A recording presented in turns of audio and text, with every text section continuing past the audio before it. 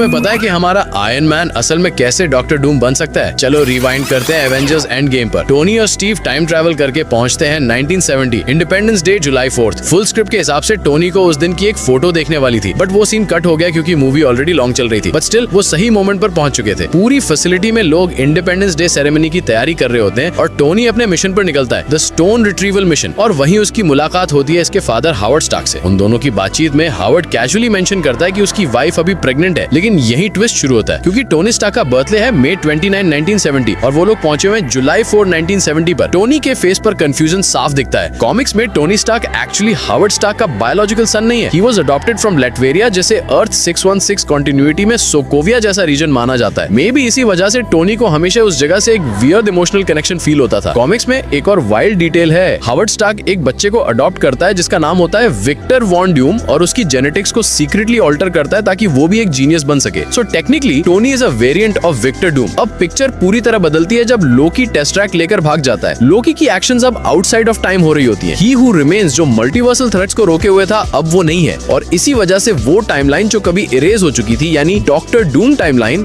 अब वापस एग्जिस्ट कर सकती है। अब सुनो असली मैडनेस। जब टोनी ने इन्फिनिटी स्टोन्स को वील्ड किया उस एक सेकंड में वो नियर ऑमनिशेंट बन गया। दैट कॉस्मिक सर्ज इतनी ह्यूज थी कि उसने विक्टर वॉन डूम तक को अलर्ट कर दिया। डूम ने टोनी के स्नैप को फील किया और जब टोनी मर जाता है Doom seizes opportunity. Using dream walking Doom Tony के शरीर में स्लिप कर जाता है एक बर्न्ड डैमेज डाइंग बॉडी में, बिल्कुल उसी तरह जैसे कॉमिक्स में डूम का चेहरा स्कार्ड होता है। और शायद इसी वजह से एमसीयू का डॉक्टर डूम मास्क पहने हुए दिखे क्योंकि उसके फेस पर वही डैमेज है जो इन्फिनिटी स्टोन्स ने टोनी के शरीर पर छोड़ा था।